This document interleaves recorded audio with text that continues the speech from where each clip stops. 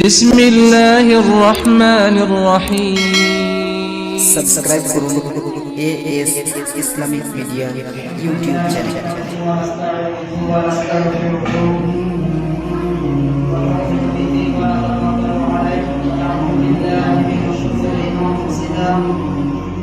ومن سيئات أعمالنا من يهده الله فلا مضل له ومن يضلل فلا هادي له ونشهد أن لا إله إلا الله وحده لا شريك له ونشهد أن محمدا عبده ورسوله إن الله وملائكته يصلون على النبي يا أيها الذين آمنوا صلوا عليه وسلموا تسليما اللهم صل على سيدنا شفيعنا وحبيبنا مولانا محمد وآله وسلم صلى عليه الصلاة والسلام عليك يا رسول الله صلى الله تعالى عليه وسلم الحمد لله نحمده ونصلي على رسوله الكريم أما بعد فأعوذ بالله من الشيطان الرجيم وبركاته ورحمته وبركاته بسم الله الرحمن الرحيم ولسوف يعطيك ربك فترضى صدق الله العظيم وبلغ رسوله الأمين البليغ المبين المعين الكريم ونحن على ذلك لمن الشاهدين والشاكرين والحمد لله رب العالمين শ্রদ্ধেয় সম্মানিত উপস্থিত মুসলিমগণ মাদ্রাসার মুদাররিস ছোট বড় ভাই সকলকে জানাই পূর্ণ সালাম। আসসালামু আলাইকুম ওয়া রাহমাতুল্লাহি ওয়া বারাকাতুহু। ওয়া আলাইকুম আসসালাম ওয়া রাহমাতুল্লাহি ওয়া বারাকাতুহু। সমস্ত প্রশংসা ও তারিফ হামদ সানাসে মহান আল্লাহ তাবারক ওয়া তাআলার জন্য, যিনি অময় অময় নিরাকার নিরঞ্জন এক অদ্বিতীয় ওয়াহদাহু লা শারীক, যিনি খালিক মালিক সারা জাহানের সৃষ্টিকর্তা রিজিক দাতা পালনকর্তা, যে আল্লাহ পাক বড় দয়া করে মায়া করে আপনাকে আমাকে এই রবিউল আউয়াল মাসের জুমার দিনে জুমার মসজিদে হাজির করেছেন। সে আল্লাহ পাকের দরবারে শুকরিয়া জ্ঞাপন করি, সকলে দিল থেকে পড়ি আলহামদুলিল্লাহ। তারপরে পরে আপনার নবী আমার নবী রহমতুল কায়নাতের নবী নবীদের নবী নবীদের সরদার আকায়ে নামদার মাদানিকের তাজদার রহমতের ভান্ডার পাকের উদ্ধার বিশ্ব রাসূল নূরের পুতুল বিশ্ব মহামণ্ডলের কামরূপ, যিনার আদর্শ সারা বিশ্ব জগতে প্রকাশিত প্রচলিত প্রসারিত, সেই মাহফিল জামে মাক্কি মাদানী কুরাইশি জনাবে মুহাম্মদ রাসূলুল্লাহ সকলে পড়ুন সাল্লাল্লাহু তাআলা আলাইহি ওয়াসাল্লাম।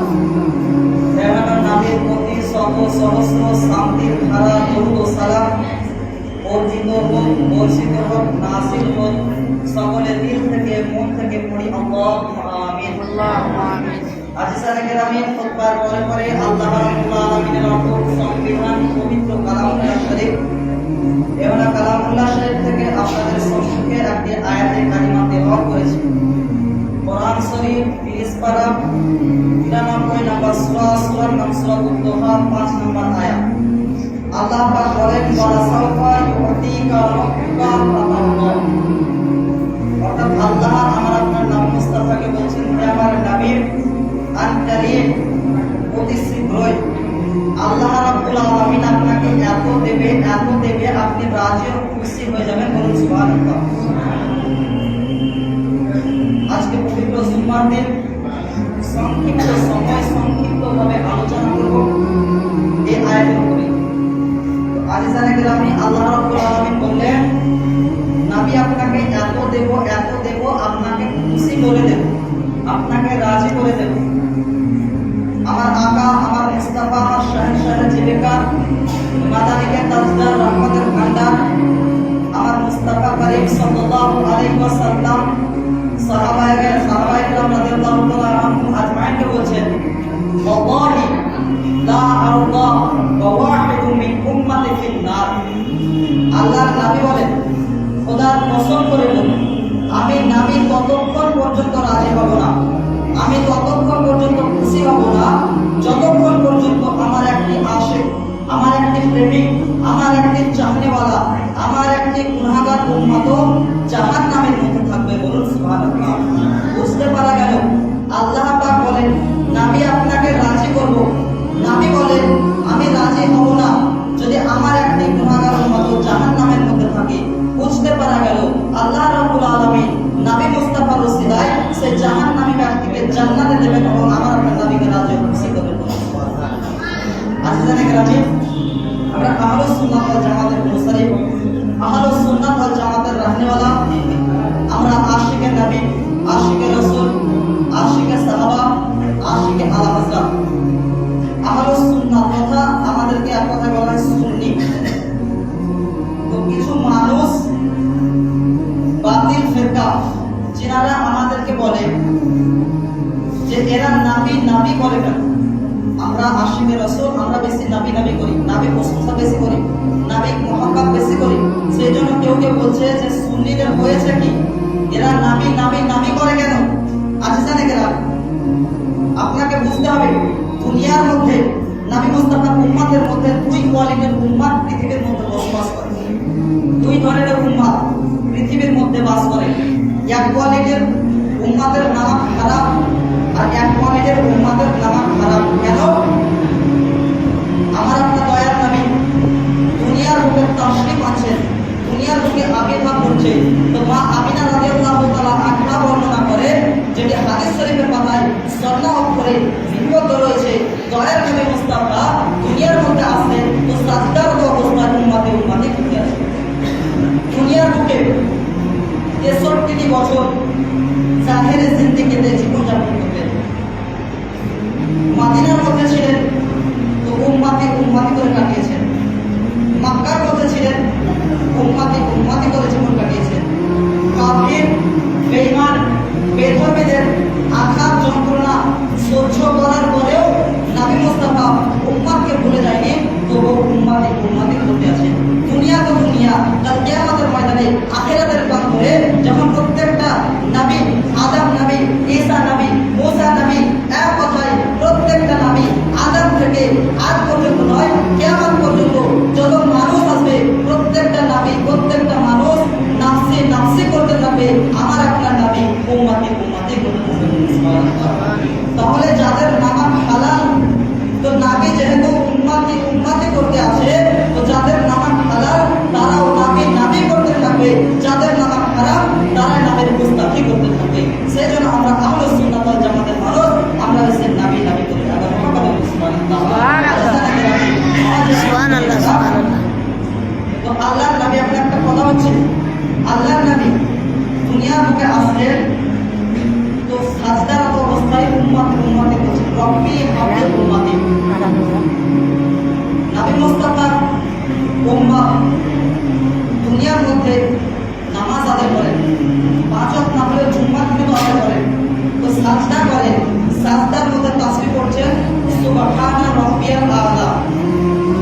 ইমাম সাহেব নামাজ পড়ায় সাজদার মধ্যে পড়ে সুবহানা রাব্বিয়াল আ'লা। মুক্তাদি নামাজ পড়ে, মুক্তাদি তাসবিহ পড়ে সুবহানা রাব্বিয়াল আ'লা। মহিলারা নামাজ আদায় করে, মহিলারা একই তাসবিহ সুবহানা রাব্বিয়াল আ'লা। এক কথায় নবী মুস্তাফা প্রত্যেকটা উম্মত দুনিয়ার মধ্যে সাজদা যখন করবে তো একটি তাসবিহ থাকবে সুবহানা রাব্বিয়াল আ'লা। কারণ আমার আপনার নবী এই শিক্ষায় আমাদেরকে দিয়ে গেছেন, এই তালিম আমাদেরকে দিয়ে গেছেন। কিন্তু নবী মুস্তাফা সাজদা করেছেন তো রব্বি হাবিব উম্মতি। কারণ কি? নবী মুস্তাফাকে জিজ্ঞাসা করলেন, ইয়া রাসূলুল্লাহ, ইয়া হাবিবাল্লাহ, আপনি আমাদেরকে শিক্ষা দিলেন যে সাজদার মধ্যে সুবহানা রাব্বিয়াল আ'লা এই তাসবিহ করতে হবে, কিন্তু ইয়া রাসূলুল্লাহ আপনার তাসবিহ আলাদা কেন? তো নবী মুস্তাফা বলবেন, আরে আমার উম্মত শোনো, তোমাদেরকে যে নামাজ উপাদান করেছি, নামাজের মধ্যে দুটি করে সাজদা দান করেছি, সাজদার মধ্যে তোমরা পড়বে সুবহানা রাব্বিয়াল আ'লা।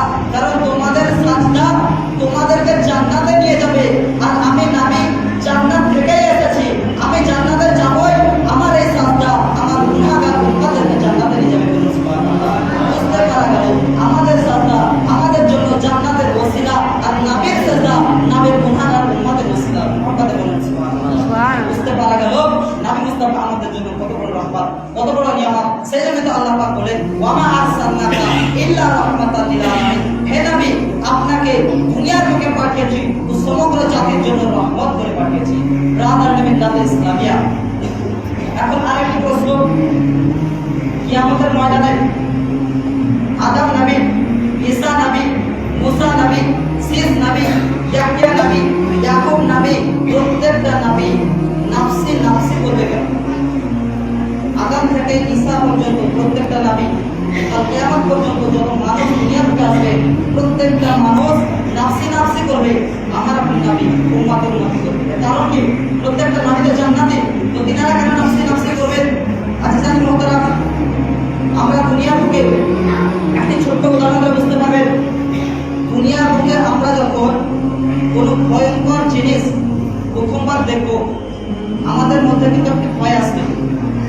দুনিয়ার মধ্যে কোনো সাংঘাতিক ভয়ঙ্কর দৃশ্য যখন আমরা নিজের চক্ষু দ্বারা সম্মুখে দেখতে পাবো তো আমাদের অন্তরে অটোমেটিক ভয় চলে আসবে। কোরআনের একটি উদাহরণ দিয়ে আপনাকে বোঝায়। আল্লাহ পাক মুসা আলাইহিস সালামকে একদিন বলছেন, মুসা তোমার হাতে কি? মুসা আলাইহিস সালাম বলেন আসা, লাঠি। আল্লাহ পাক বলছেন লাঠি ফেলে দাও। তো মুসা আলাইহিস সালাম লাঠি ফেলে দিলেন, তো সাপে পরিণত হলো। মুসা আলাইহিস সালাম ভয় পেয়ে গেলেন, চমকে গেলেন, আতঙ্কিত হয়ে গেলেন। আল্লাহ পাক বলেন ভয় পেয়ে না, আবার লাঠিটাকে আবার সাপটিকে ধরো, সাপটিকে যেমনই ধরা আবার লাঠিতে পরিণত হয়ে গেল। তো এরপরে মুসা আলাইহিস সালামের সঙ্গে ফিরআউনের একটি ডিবেট ছিল, একটি মুনাজারা ছিল ফিরআউনের সঙ্গে। তো দ্বিতীয় দিন আল্লাহ পাক মুসা আলাইহিস সালামকে বলেন, মুসা ফিরআউনের সম্মুখে তুমি এই কাজটি করে দেখিয়ে দেবে।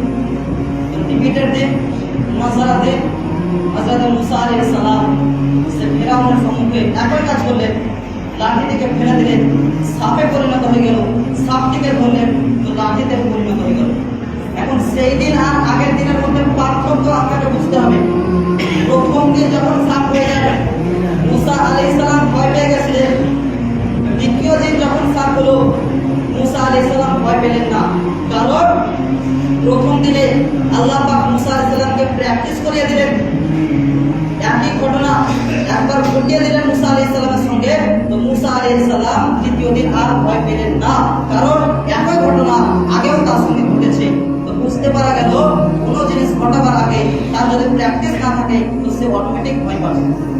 তো প্রত্যেকটা নবী এখন নাফসি নাফসি করবে, কারণ সে কিয়ামতের ময়দানে আদম নবী, ঈসা নবী, প্রত্যেকটা নবী, প্রত্যেকটা মানুষ প্রথমবার জাহান্নামকে দেখবে, প্রথমবার পুরসিরাতকে দেখবে, প্রথমবার মিজানকে দেখবে, প্রথমবার আল্লাহর আযাবকে দেখবে।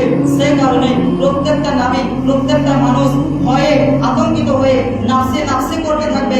আমার আপনার নবী সেদিন প্রথম নয়, মেরাজের রজনীতে, মেরাজের রাত্রিতে আমার আপনার নবীকে জান্নাত জাহান্নাম দর্শন করানো হয়েছে, পুরসিরাত দর্শন করানো হয়েছে, মিজান আল্লাহ দর্শন করা হয়েছে, প্রত্যেকটা আযাব আমার আপনার নবীকে দর্শন করা হয়েছে। আমার আপনার নবীকে আল্লাহ পাক প্র্যাকটিস করে দিয়েছেন। আমার আপনার নবী সেদিন ভয় পাবেন না, সেদিন তো ভয় পাবেন শুধুমাত্র উম্মতের জন্য, যে এখন আমার উম্মতের কি হবে, সেই জন্য আমার আপনার নবী উম্মতে উম্মতে করতে থাকবে। প্রত্যেকটা নবী নাফসি নাফসি করবে। আমার আপনার নবীকে কত বড় উম্মতের জন্য নিয়ামত, কত বড় উম্মতের জন্য রহমত করে প্রেরণ করেছেন। আল্লাহ রাব্বুল আলামিন এই নবীর শানে বলেন, ওয়া রাফা'না লাকা যিকরাক। এই নবী আপনার শান, আপনার মান, আপনার মর্যাদা, আপনার মার্তবা, আপনার জিকরকে আমি আল্লাহ রাব্বুল আলামিন উঁচু করেছি, বুলন্দ করেছি, সমন্বিত করেছি। দুনিয়ার কোনো মানুষ যদি আপনার শান, আপনার মান, আপনার মার্তবাকে নিচু করার চেষ্টা করে তাদের পক্ষে সম্ভব হবে না। কারণ আল্লাহ পাক যেখানে নবীর শানকে উঁচু করে, দুনিয়ার কোনো মানবের পক্ষে নবীর শানকে নিচু করা সম্ভব হবে না। ব্রাদার মিল্লাত ইসলামিয়া ওয়াজাস নবী দেখলাম আল্লাহর নবী একজন মুসা আলাইহিস সালাম, মুসা কালিমুল্লাহ যাকে বলা হয়, সে মুসা আলাইহিস সালাম আল্লাহ পাকের দরবারে আরজি করছেন, হে আল্লাহ আপনার দিদার করতে চাই, আপনাকে দর্শন করব, আপনাকে দেখব। আল্লাহ রাব্বুল আলামিন কি বললেন, মুসা তুমি আমাকে দর্শন করতে পারবে না, তুমি আমাকে দেখতে পারবে না, আমাকে দেখার মতো ক্ষমতা তোমার কাছে নেই। মুসা আলাইহিস সালাম খোদার কাছে জিদ করতে লাগলেন, আরজি করেন, হে আল্লাহ আজকে আপনাকে দেখব। তো মুসা মুসা আলাইহিস সালামকে আল্লাহ পাক বলেন, মুসা তুর পাহাড়ে এসো, ওর পাহাড়ের মধ্যে আমি আল্লাহর সামান্য নূর বরাবর ফেলবো, যদি সেই নূরকে দর্শন করে টিকে থাকতে পারো তো আমি আল্লাহকে দর্শন করব। তো মুসা আলাইহিস সালাম তুর পাহাড়ে এলেন, আল্লাহ পাক সামান্য নূর তুর পাহাড়ের মধ্যে ফেললেন, সামান্য বরাবর নূর, সুই বরাবর নূর তুর পাহাড়ের মধ্যে ফেললেন। তো তুর পাহাড় তুলো তুলো হয়ে যায়, মুসা আলাইহিস সালাম ছিটকে পড়ে যায়। হাদিস শরীফের মধ্যে পাওয়া যায়, কানা ইয়াসুর নামলাতাস সাওদা মিন লাইলাতি সুরমাই মিন আশরাতি ফারাসিন। হযরত মুসা আলাইহিস সালাম, সেদিন মুসা আলাইহিস সালাম আল্লাহ পাকের সামান্য নূর, সামান্য আল্লাহ পাকের আলো দেখার কারণে মুসা আলাইহিস সালামের দৃষ্টিশক্তি, চোখের শক্তি এত বৃদ্ধি পেলেও এত বেড়ে যায় যে কালো ঘুটঘুটে অন্ধকার রাত্রিতে একটি পিপীলিকা যদি চলাচল করে, একটি পিঁপড়ে যদি চলাচল করে, তো মুসা আলাইহিস সালাম 30 মাইল দূর থেকে সে পিপীলিকাকে দর্শন করে। তো বুঝতে পারা গেল আল্লাহ পাকের সামান্য নূর দেখার কারণে মুসা আলাইহিস সালামের চোখের পাওয়ার যদি এত বেড়ে যায়, দৃষ্টিশক্তি যদি এত বেড়ে যায় যে রাত্রিতে 30 মাইল দূর থেকে একটি কালো পিপীলিকাকে মুসা আলাইহিস সালাম দর্শন করে। আমার আপনার নামে, আমার শাহেনশাহে জিবেকার, মাদানিকের তাজদার, আহমদে মুখতার, নবীকে সারদার, দোনো জাহানের মালিক ও মুখতার, আমার পয়গম্বর নবী মুহাম্মদুর রাসূলুল্লাহ সাল্লাল্লাহু তাআলা আলাইহি সালাম মিরাজের রজনীতে, মিরাজের রাত্রিতে খুব খোদাকে দর্শন করেছেন। তো মুসা আলাইহিস সালাম খোদার সামান্য নূর দেখার কারণে যদি এইরকম পাওয়ার হয়, আমার আপনার নবী খোদাকে দেখার কারণে কত পাওয়ার রাখার কথা চিন্তা করুন। রাতারাত ইসলাম মুআজ্জাজ সামাইন ইকরাম, জুম্মার দিন রয়েছে, বেশি বক্তব্য রাখতে যাব না, একটি সামান্য ছোট একটি হাদিস পরিবেশন করি। আজিজান মুহতারাম, এই আমার আপনার নবী মুস্তাফা, এই নবী মুস্তাফার মুহাব্বতকে কেমন ভাবে মুহাব্বত করতে হবে, কেমন ভাবে ভালোবাসতে হবে, আমার আপনার নবী খুব বুখারী শরীফের মধ্যে হাদিসটি উল্লেখ রয়েছে। আমার আপনার নবী বলেন, লা ইউমিনু আহাদুকুম হাত্তা আকুনা আহাব্বা ইলাইহি মিন ওয়ালিদিহি ওয়া ওয়ালাদিহি ওয়ান নাসি আজমাইন। দয়ার নবী মুস্তাফা ইরশাদ করেন, কোন ব্যক্তি যতক্ষণ পর্যন্ত কামিল মুকাম্মাল পূর্ণ মুসলমান, পূর্ণ মুমিন হতে পারবে না, যতক্ষণ পর্যন্ত তার পিতা মাতার চাইতে, তার সন্তান সন্তানদের চাইতে, তার ধন সম্পদের চাইতে, পৃথিবীর চাইতে, আত্মীয় স্বজনের চাইতে, পাড়া প্রতিবেশীর চাইতে আমি নবী মুস্তাফাকে ভালো না বাসবে, আমি নবী মুস্তাফাকে মুহাব্বত না করবে, ততক্ষণ পর্যন্ত কোন ব্যক্তি কামিল মুমিন মুসলমান হতে পারবে না। আল্লাহ পাক বলেন, ওয়ালা তামুতুন্না ইল্লা ওয়া আনতুম মুসলিমুন। হে ঈমানদারগণ, তোমরা ততক্ষণ পর্যন্ত মরো না যতক্ষণ পর্যন্ত কামিল মুসলমান না হতে পারো। কামিল মুসলমান হতে গেলে সমস্ত কিছু চাইতে নবী মুস্তাফার মুহাব্বতের দরকার। ইমাম বুখারী রাদিয়াল্লাহু তাআলা আনহু একটি অধ্যায় বেঁধে দেয়, হুব্বুর রাসূলি সাল্লাল্লাহু আলাইহি ওয়াসাল্লাম মিনাল ঈমান। রাসূলের মুহাব্বত, রাসূলের ভালোবাসা হচ্ছে ঈমান। ঈমান যদি না থাকে, নামাজ, রোজা, হজ, যাকাত এগুলো হচ্ছে আমল, আমলের পূর্বে ঈমান হচ্ছে শর্ত। ঈমান যদি না থাকে তার নামাজ বাতিল, ঈমান যদি না থাকে রোজা বাতিল, ঈমান যদি না থাকে হজ বাতিল। এক কথায় ঈমান যদি না থাকে তার প্রত্যেকটা আমলই কার্যকর হবে না। সেই জন্য শায়রে আযম ইকবাল বলেন, मोहम्मद की मोहब्बत दीने हम है, शर्त अव्वल है, अगर वो इसमें खामी तो सब कुछ नामुकम्मल है। रसूलेर मोहब्बत इस्लाम दिনের মধ্যে প্রথম শর্ত। এই প্রথম শর্তে নবী মুস্তাফার মোহাব্বতে যদি ঘাটতি থাকে, যদি কমতি থাকে, তার সমস্ত আমল, নামাজ, আমল, প্রত্যেকটা আমলই বরবাদ, বাতিল হয়ে যাবে। আজিজানে গ্রামে তো মোট কথা হচ্ছে এটাই, রাসূলের ভালোবাসা, রাসূলের মোহাব্বত, রাসূলের চাহনেওয়ালা আমাদের দিলের মধ্যে, অন্তরের মধ্যে সবসময় রাখতে হবে, তবে আমাদের নামাজ, রোজা ইত্যাদি যাবতীয় আমলগুলো কার্যকরী হবে। আল্লাহ রাব্বুল আলামিন আমাদের সকলের হৃদয়ে, আমাদের সকলের অন্তরে নবী মুস্তাফার মুহাব্বত গেঁথে রাখুক, এই দোয়া করি। সকলে মিলে বলুন আল্লাহুম্মা আমিন। এই বলে আমি আমার সংক্ষিপ্ত আলোচনা করে রাখি। ওয়ালা হাসান মধ্যে যদি হয়ে থাকে বদরুনি, আমি বদরুল গুনাহগার প্রার্থী। ওয়া আখিরু দাওয়ানা আলহামদুলিল্লাহি রাব্বিল আলামিন। আসসালামু আলাইকুম।